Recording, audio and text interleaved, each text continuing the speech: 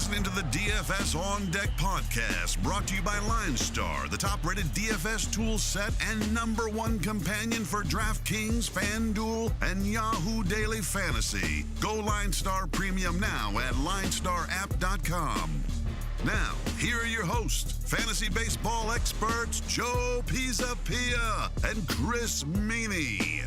Hey, yo, what's up, everybody? It's me, Joey P, Joe Pisapia, and welcome to On Deck right here on the LineStar app. It's the weekend edition, baby. We are the best podcast to listen to when you're driving down to the beach now because we're getting to summertime. We are the best podcast to listen to while you're throwing some steaks on the grill. And we're pretty much the best podcast, just period. Me, Chris Meaney, and you. Chris, are you ready to get out this weekend, my friend? Yes, I am. Happy Saturday to everybody. It is. 'Tis the season for nice weather, barbecue, some pops by the pool, perhaps, and let's win some money. I like you call it pop, hey? That's well, yeah. I can never get behind the pop. There. It's like the sprinkles and Jimmy's argument, which I don't know. Doesn't that just sound weird? Does anybody want Jimmy's on their ice cream? Yeah, you know what? I've never heard that one. You've never heard that? No, the Jimmy's and no. Oh yeah, Jimmy's. Ugh, what the hell is that? I have no idea. I don't want Jimmy anywhere near my ice cream. Me neither. Anyway, get Jimmy out of here. well, I'll note too, because yesterday on the podcast we talked at length about Kyle Gibson, who, guess what? As soon as the show was over and we released it, he got moved to the weekend. So way to go, jerk. So, so all the stuff that we said about Gibson, I feel like holds true. We're gonna get to that and a whole bunch of other stuff. Let's start with the day slate over on Saturday, because that's where the only price we can possibly begin. We begin with David Price because he is going at home against the Rays there. We also got Giolito in a big matchup against the Royals. He's going to be on the road. You got Zach Greinke in Toronto. And then you got Tanner Roark and Nick Pivetta at 4 o'clock, Teheran Richards at 4-2. And then, of course, our buddy Kyle Gibson shows up at 4. You've also got Sabathia in there as well.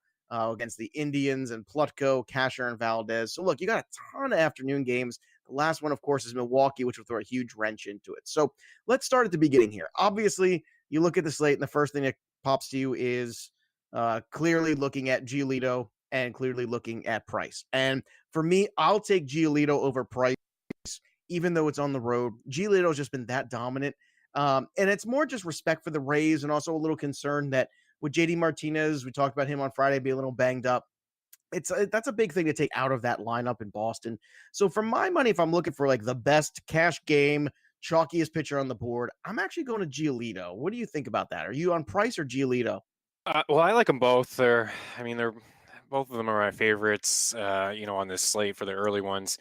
Giolito has been good. He really has. I do expect a little bit of regression from him, eventually, but I can't ignore his strikeouts, the potential. I mean, he's racked up at least 8 strikeouts in 5 of his last 6 starts. He already had an outing against KC where he racked up 10 over 8 against them. So he is on a heck of a run right now. I think you continue to roll with him. And I do like Price. I like the matchup. The Rays have the highest strikeout rate in baseball against left-handed pitching. So those are the 2 guys. I mean, I wouldn't get too cute anywhere else. I wonder Pivetta's price because, he's been okay since he's been called up, but the home runs have been an issue. So I think that's where I'm going. Like Giolito and Price, I think those are the 2. And if I'm just looking for some value, I mean, Gibson, again, like everything applies. You're right. Everything we said on Friday's show applies over on Saturday. The thing is, he's going to be very expensive. And that's what we didn't love about him on Friday. We liked the matchup. I think it was the context. It was the context, too. With all the stats, I mean, we didn't love him because, we didn't love him as much because when you're talking about the same slate where you got to keep pace with guys like Cole and Kershaw and DeGrom, it's a little bit harder to do. On this slate, in the day game, when you're isolating it, I actually like it a whole hell of a lot more. I actually don't mind it because I think it's going to be, he's going to be cheaper than Giolito and Price most likely. So as a little fade from that group, I think it's fine. But, to keep looking ahead too at the rest of this group, is there any potential tournament love here for Greinke against the Blue Jays who've been struggling a bit? Yeah, I think there is for sure. I kind of just glossed over Greinke actually. I mean, we've said this before about the Jays, like it's been hit or miss. They got a lot of guys that strike out in their lineup. So I would imagine in terms of pricing, he's probably right up there at the top, but it's a good fade away from Price or Giolito. I wonder what Giolito, looking at all the pitchers here, he may have the highest ownership, Joe. Yeah, I think Giolito will have the highest ownership for sure. I actually want to throw in a wrench in too, because the other side of that Pavetta game, yeah, you're right. He has pitched better since he's been back. Yes, he does have strikeout upside, but he's also still inefficient for the most part. And that's what concerns me. I feel like there's a little bit of love as a secondary pitcher when you're looking to save some money for Tanner Rourke today. And, he's pitched pretty well this year. He's got an ERA around 3.4. He is a guy that, I feel like we always talk about this, a better pitcher than a fantasy pitcher, Yep. and that would be the case. But I feel like he can outlast Pavetta potentially in this game, and that's kind of why I like him on that end. When you're trying on the DraftKings side to find a secondary arm to go with him, I don't love Sabathia. Obviously, we don't love some of the other guys too. You got Valdez going in Houston. You got Lyles in Milwaukee. You don't like any of those guys, but this Milwaukee Brewers lineup is going to be incredibly expensive against Jordan Lyles, and I think that that's perfectly fine. What about Davies too? A guy who's undefeated on the year and the ERA sits at 2. You got to put him in that mix too, right? Yeah, I think so. Normally, I would fade Davies because I do feel like there's some regression coming from his game. He doesn't strike out a ton of guys, but I mean, I'm not afraid of the Pirates lineup at all. So, I mean, I Right. think he can do enough even at home where he can be a tournament arm for you. I mean, he just went 8 innings in his very last start against the Pirates. He did allow 8 hits, but only 2 runs. On the flip side, again, like where's the strikeouts coming from? He only had 3. So, I mean, he's only had more than Yeah, 5 in 2 starts this year, but depending on his price as a secondary pitcher on DK, sure. I that's mean, what I'm talking about. It's like yeah, you're looking because you're gonna have to pay for Giolito and DraftKings, right? So where do you go to in order to get a responsible offense? And I yeah, think it's Tanner Rourke, and I think it's probably Davies as long as the market's not out of control for him. And I don't think it will be because of the strikeouts. I mean, because of the right, lack of. But yeah, I mean, we're looking for quality start. We're looking for win. I think Davies can give you those things against the Pirates on Saturday afternoon. definitely, yeah. I mean, he's going to get the run support for sure. In that ballpark, absolutely. Um, I like Gibson again. I go back to him. I think he's a strong cash play. I do too. You know what? If you want to fade it away from the very top, I think Gibson's perfectly fine against Detroit. I really do. And the other hesitation we had on Friday was the fact he was facing Matt Boyd. Well, that's out of the Yeah, equation good too. call. Good So we're call. taking all the problems that we were hesitant about Gibson on Friday, where he did not start, and we're just going to get rid of a lot of them because it's funny how context is so important, right? You Oh, take for something sure. in a certain context and you hate it, and you put something in another context, the exact same thing, and all of a sudden you go, "Wow, it's a pretty good play." Yeah, That's and his like that's price the on nature of DFS. FanDuel, yeah, his FanDuel price was great. I mean, it was nice. So Yeah. even as a standalone one pitcher FanDuel cash, I still like it.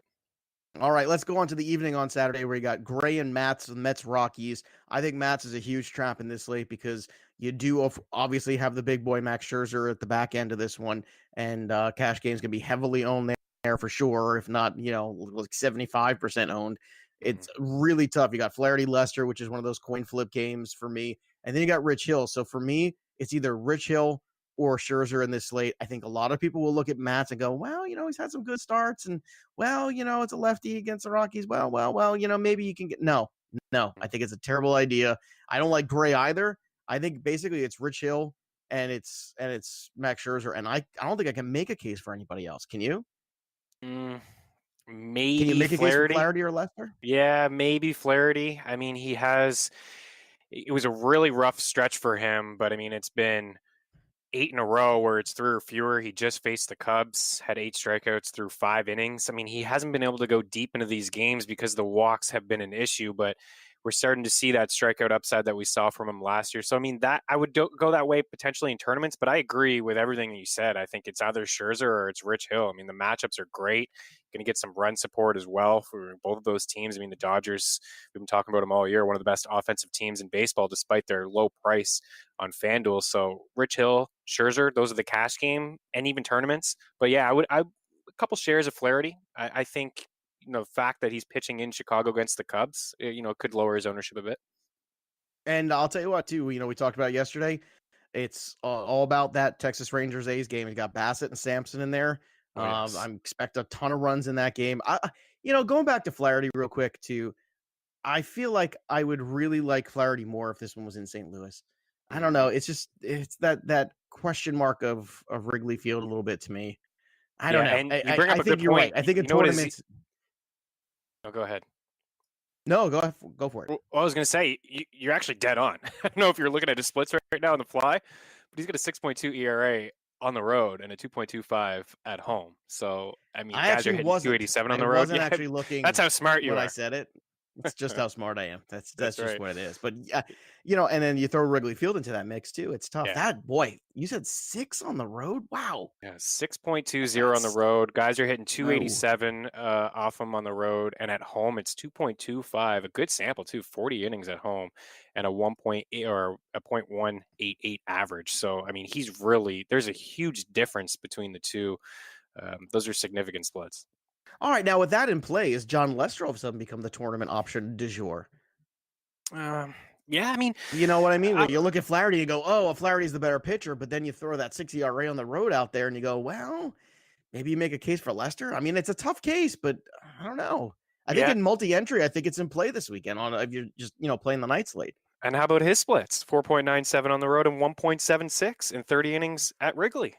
So There you I go. think we've talked Look at ourselves us. into a tournament play here with one of those two pitchers because we know the upside is there, Flaherty and Lester. We know everyone is going to go to Scherzer and Rich Hill in great spots. Those are going to be the chalk pitchers for sure. So if you're looking to be a little bit different in tournaments, take advantage. Like those are two good offenses, obviously in St. Louis and Chicago. And you know what? Again, on the fly, I was looking at this and I meant to bring it up for Friday's show, so I'm glad this came up. St. Louis is in a little bit of a funk right now. Yeah. They are. I mean, looking at the last 2 weeks in baseball, the Cardinals have a top 5 strikeout rate. Their average over the last 2 weeks, dead last, hitting 218 over the last 2 weeks, and with a 275 WOBA, also dead last. So this St. Louis lineup, all of a sudden, a little quiet, right? We gave them a lot of respect early in the year. Not a team that strikes out a ton, team that makes some contact, take their walks. Right now, they're not. So I think we may have found something here with John Lester.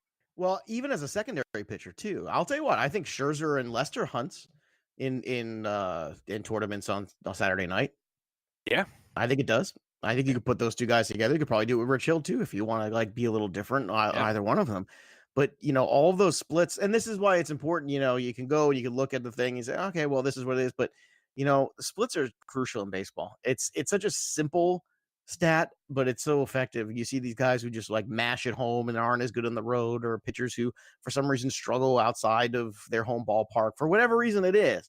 But it is wild to think about that, right? Where you get such a dramatic split there, like the Flaherty one and then the Lester one too, and the fact these guys are facing off each other. I mean, now of course it's baseball, which means all of a sudden, boom, one game can change everything.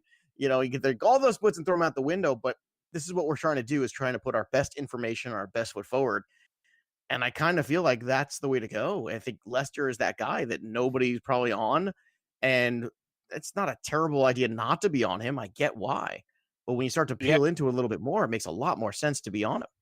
Well, he's got 3 shutout performances at home already. I mean, one against Pittsburgh, one against Milwaukee, which is pretty impressive. His last outing, it came against the Angels at home. He only allowed 1 run. So, I mean, he's got 4 outings at Wrigley where he's allowed 1 or 0, 5, in fact. Against the Dodgers, he allowed 1 run. So he's been really, really strong at home and, not so much on the road. So I think there's an opportunity. Take him at home. Not a lot of people are going to be thinking about him against St. Louis. And like you said, St. Louis is really struggling lately. All right, let's look ahead to Sunday here. In the 1 o'clock, you got Aaron Nola against Sonny Gray. Look, Aaron Nola's been better. Sonny Gray's been pretty solid this year. This is the kind of game that I run away from. I have no feel on it. Then you get Snell against Erod in Boston. And I feel like Erod gives you a lot of contrarian. There's a couple of contrarian plays on this slate on Sunday. One of them is Erod against Blake Snell, where people see Snell and just forget Eduardo Rodriguez. And Eduardo Rodriguez has strikeout upside. It's obviously more of a tournament play. How do you feel about that? Do you think that's stupid because it's Snell, or do you think it's actually worthy because it's Snell? Yeah, I think it's worthy. And what we said for Saturday's slate, I mean, the Rays have the highest strikeout percentage in the league against left-handed pitchers. So I mean, Erod, I feel like we've been hit or miss with this guy, but if you look at the game log, that's basically what his 2019 season has been. I mean, his last two outings, 2 or fewer runs, one of them against Houston, and then he gets lit up the start before that against the Blue Jays, and you're just like, oh, I'm not playing him against Houston. So he's had good outings against good teams. He had an outing against Tampa earlier in the year where he had 6 strikeouts through 5. So I think it's a sneaky tournament play. I'm not on Snell. I just, and maybe that's wrong for me because the past couple games, I haven't been totally impressed. I don't like the fact that he's so expensive and then he's going to have to face Boston. So on the flip side, maybe that'll keep a lot of people off of him. I just have a lot of respect for this Boston lineup. They're starting to heat up a little bit. But if there's no JD Martinez, I can get behind a Snell tournament play, like maybe 1 or 2 shares. But you know what? I'd rather have Erod in this matchup, as crazy as that may sound. Hey, I'm the one who started the crazy, so why not end it with me? You're right. He's up and down, but that's exactly what tournament pitchers are. He's a guy that can drop 8 strikeouts on you or 8 earned runs, and that's the chance you take. You got 5 2/3 Robbie Ray heading to Toronto. You got Max Fried and Pablo Lopez squaring off, and then you got another one which I'm all over. Shane Bieber at home against Tanaka. That Cleveland offense has been a little bit better lately. Tanaka had a bad outing. Well, not a great outing in Toronto. Of course, he was getting squeezed a lot. That viral clip going Wasn't around that of wild? the ball. Angel Hernandez, what is wrong with you? Just the ball right down the pipe. Right down the pipe. I mean, in the strike zone little, the rectangle they show you on TV. Yeah, He's an absolutely embarrassment. clueless, man. How's that guy Clueless. still have a job? But anyway, Tanaka got squeezed. He's going to be on the road here against Shane Bieber, but I really like Bieber in this one. There's another one where, the Yankees are, a tough team. Yes, they played very well, but Bieber's been excellent. He's kind of the unsung hero, I feel like, of that team because even Bauer's been spotty lately, but I feel like Bieber's the one guy I actually have the most faith in, and usually he's the most cost effective too. Yeah, and he will be against the Yankees because it's the Yankees, like you said. I mean, it's New York. Yeah, they're playing well. They got some heavy hitters in their lineup. Nobody is going to go to Bieber. I think he's a great tournament play. It's the ratios: 92 strikeouts and 18 walks in 75 innings. I mean, he's not giving up a ton of contact.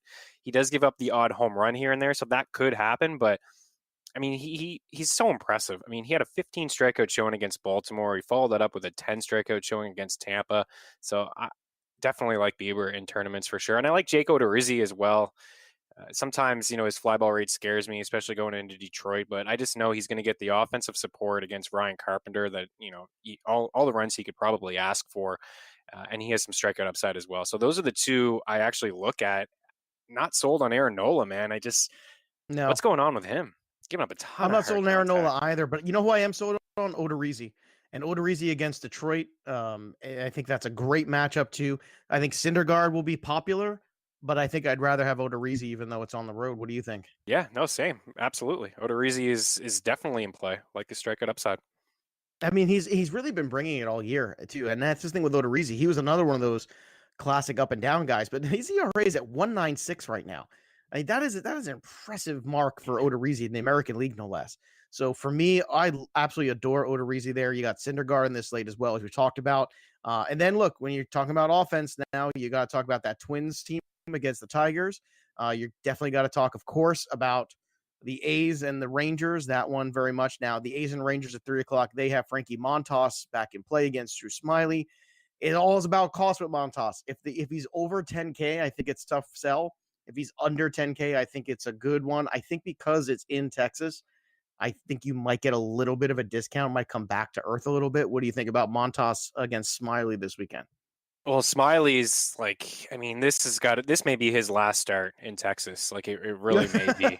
No, honestly, well, when your ERA is nearly 8, it's pretty tough. Yeah, it's so bad. I mean, it's like a 50% hard hit rate, which is absurd. Like he's been really, really bad. So Oakland's going to get to him, and I do like Montas. I think you're dead on. The fact that it's in Texas, I don't believe his price will be up in that 10K range, which we saw in his last outing, which was fine. He did bounce back against the Angels.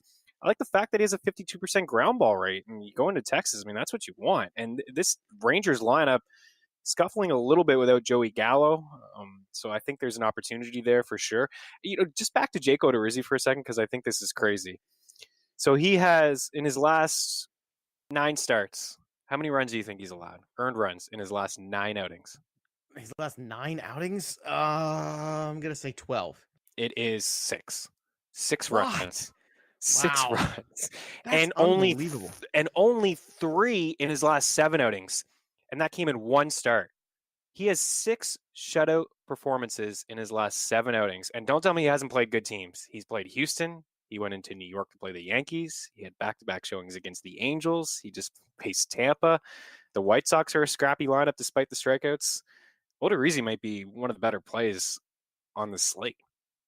Well, and you know what? That's been one of the keys for those Twins. I mean, besides the offense being very good, we kept saying, well, who's going to step up and be the guy behind Barrios? Well, it's been Kyle Gibson. It's been, Rizzi. They found guys who've stepped up and done that. If they add another piece, if they add another pitcher, I mean, they could really, that team is good enough. They really are. And I like them. I picked them to make the playoffs. I thought they'd be the wild card and Cleveland would win the division. But I mean, at this point, it's pretty safe now that Carrasco's gone. I feel like Oh, with yeah, Carrasco gone, with Kluber gone, it's Minnesota's division, period, like just by default now. So it really is. That is an impressive group.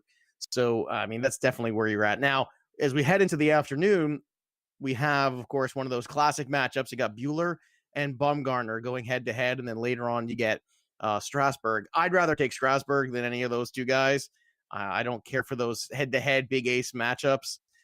Typically, they end in like those 3-2, 2-1 kind of games. You just kind of flipping a coin. But if I had to pick one, I'd pick Buehler, just because I have much more faith, obviously, in the offense of the Dodgers being able to put something together. What about you? You staying away from it altogether and going with Strasburg in the afternoon, or you actually going to try to make a little hay there and actually stick with that game and pick one? I like Strasburg. I'll lean that way as well, just because of the matchup it's a lot nicer. I mean, the Giants aren't a great offense either, and the Padres could get to you, but they just have that high strikeout total and the highest in the league. So I think that's kind of where I lie there for Strasburg. But I do like Walker Buehler. He's been a lot better lately. 1 or 0 runs allowed in 4 of his last 5 outings. He had an outing against San Fran where he was pretty dominant. In San Fran is obviously a huge plus. But he'll probably be the chalk. I think people will shy away from Strasburg because, I mean, he burned us last week, right? I mean, he had that bad showing against the White Sox where we all thought he was going to be able to be fine. Like, he came around a little bit, but overall, I think he's been maybe more inconsistent than others, right? So that's kind of the way I lean. I think it's a good matchup. He had 9K through 7 earlier in the year against the Padres, and you can expect that again, and at least 7 strikeouts from him. Yeah, and look, in terms of offense here, obviously we talked about the A's. We definitely want to get involved there on the weekend there, especially on Saturday and Sunday against. Look, you got Joe Palumbo and Drew Smiley this weekend. So I mean, how do you not love the A's offense there? And I'll tell you what, I think kind of the sneaky one is going to be the Nationals, because some people just still have that stigma about San Diego, but especially on Sunday afternoon, the ball flies there a little bit more than people realize, and I like that stack.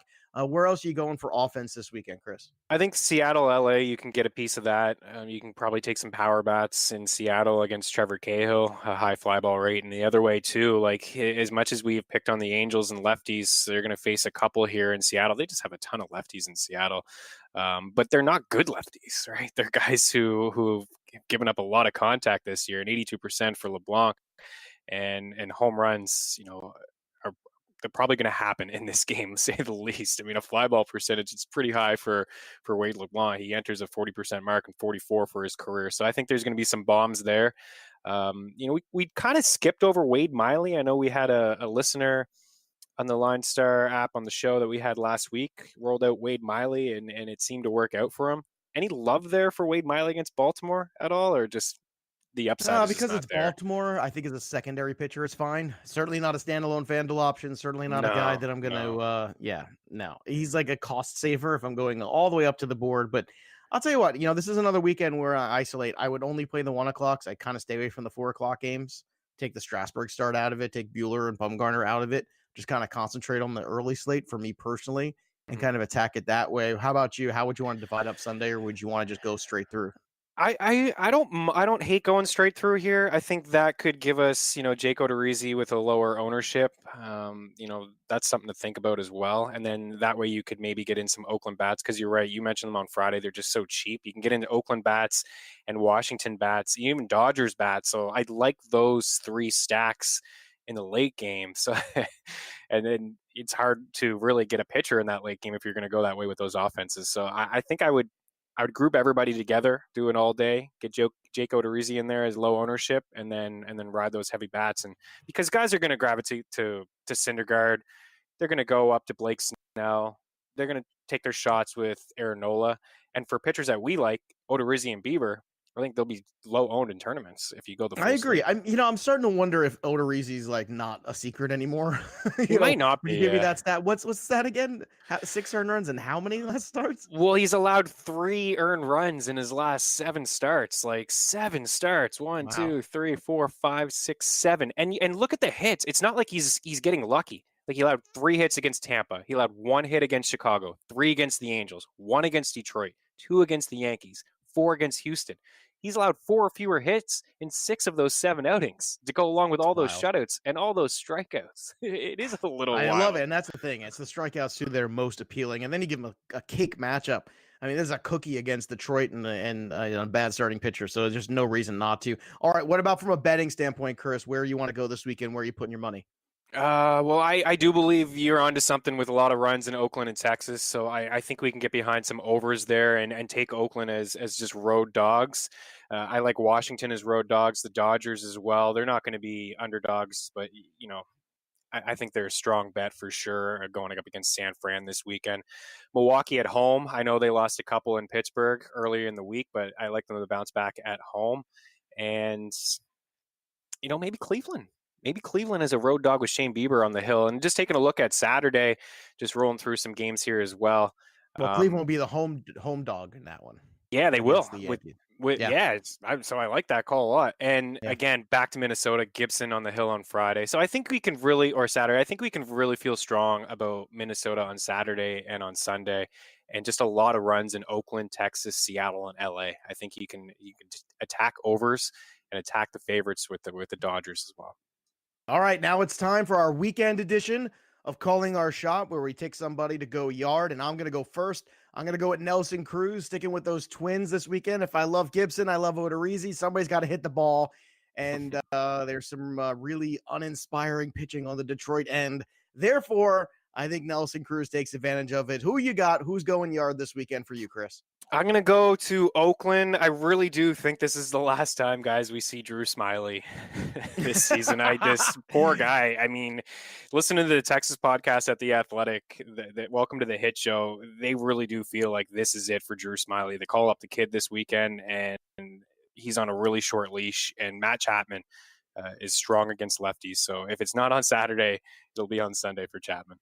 All right, you got 2 days to get it right, baby. So, Drew Smyly, I'd love to say we're rooting for you, but we're not, because we want Chris Meaney to be right, and we want all those Oakland A's shares to be right as well. So you can follow us on the LineStar app, at LineStar app, and at Joe Pisapia 17, and at Chris Meaney. And make sure you check out all the content and everything going on here at LineStar. Download the app, upgrade to the premium product today, and get your DFS on. That'll do it for me and Chris. We'll see you back on Monday as always. And of course, there's only one thing left to do, and that is step out of the on deck circle and into the batter's box and go yard. We'll see you next time, kids.